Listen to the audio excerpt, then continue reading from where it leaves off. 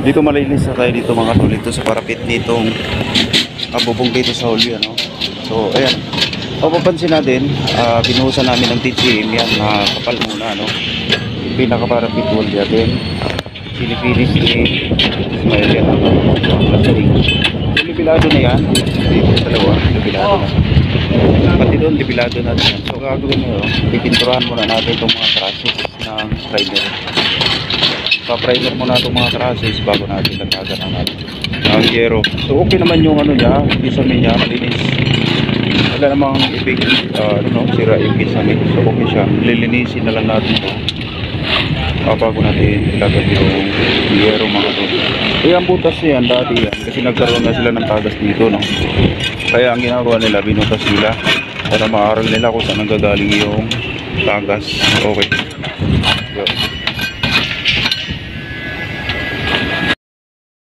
So ayan, naka-plastering na po yan. Okay.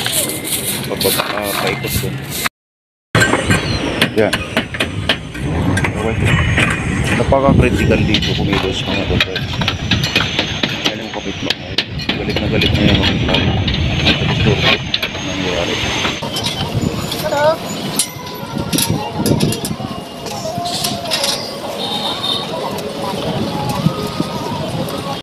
Naka-primer na ito mga tol. Kaya susunod natin gawin dito ay yung yero na, no, ilalatag na natin yung yero. Okay? Ayan, naka-primer na yan. Ayan. Yan, malinis na. So papatong muna natin yung installation para doon sa pagpapatungan na rin ng yero.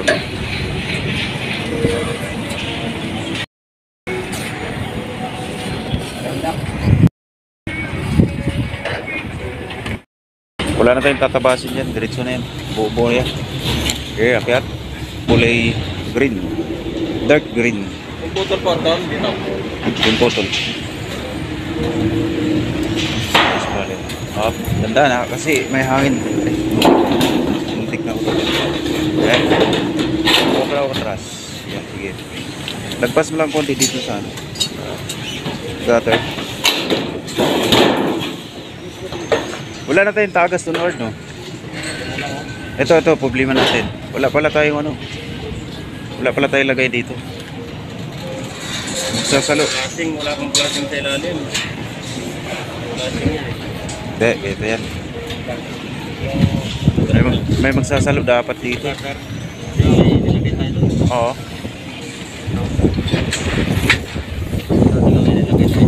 May magsasalo ng tubig doon sila. Alim lang. Ano po ito? Tanggalin ka lang ito. Kaya siguro bunteng. Alin. Ito. Nakaiilagay yung... Di na. Matatabunan mo yan. Magklasing tayo dito. Dito na lang ulit. Repeat na rin dito. Oo. Kahit dito lang i-repeat ko.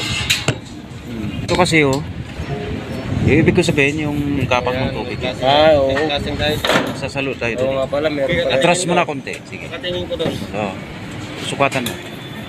Doon ka kuha doon sa mga magaganda-ganda na maiksi. Okay. Turo mo yung part na yan. Diyan ka magkakat sa may sa may hawak mo. Di, sa taas ng ano yan ba? Yan sa may kanto. Yung letter L lang kukunin. Yung letter L lang. Gagamitin natin pang salo dito ng sa ilalim. Ayan. Okay, dito. Pang salo ng tubig para hindi babalik yung tubig dito sa ilalim ng kisame. Okay. Good. Atras mo na to. Ganda.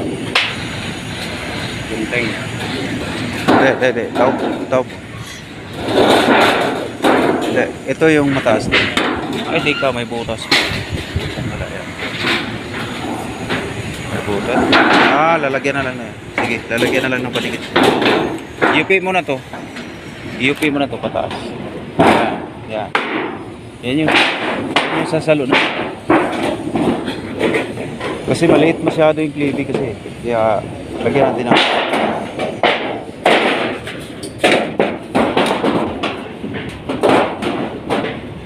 Sagad mo ron. Palidikitan na lang natin yung mga Tapos iganon mo na lang. Baluktot mo yun.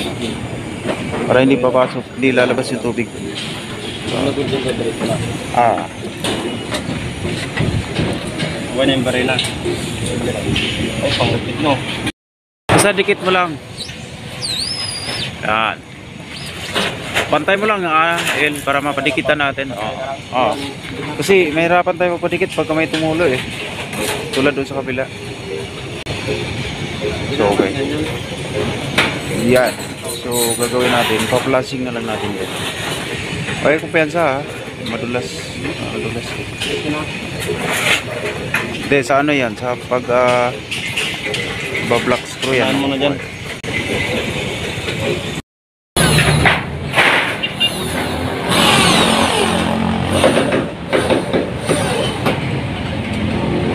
Up, okay.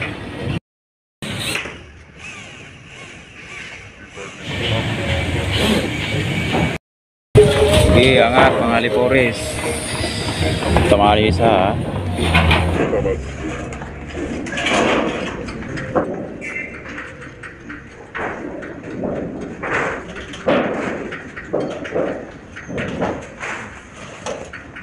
Ay, sobra pala konti yung dalawa. Sige, pilitin mo na. Mas maganda nga yan eh. Sige, dapat tagilid mo na. Flash man dyan, pero Isa lang talaga yan. Yan. parang flash man.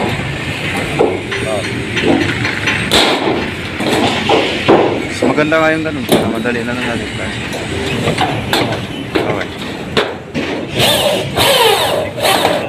Ano to eh?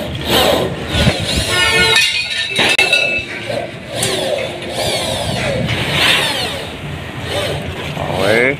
Nice.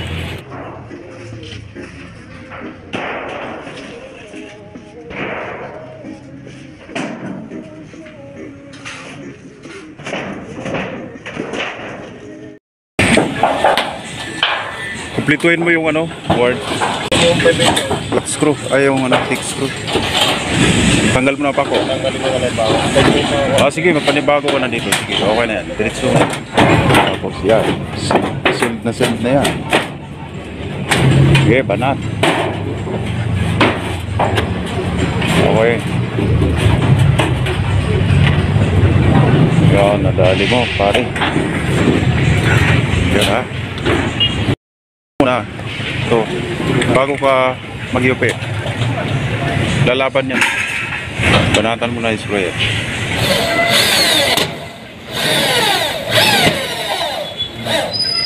Rivets na lang at saka yung sealant. Okay na yan. Sisiled na yan. Huwag kayo mag-sealant dito ha. Malayo pa to. Ayun. Huwag mo na yung sealant. Kahit i-rivet na lang sakali. Para lumikit. Pero huwag i-sealant ha. Masasara yung ano, daluyan ng tubig. Para gumanda-ganda. Pati ito, tirahin mo rivet. Huwag lang sa ilalim mag-rivet.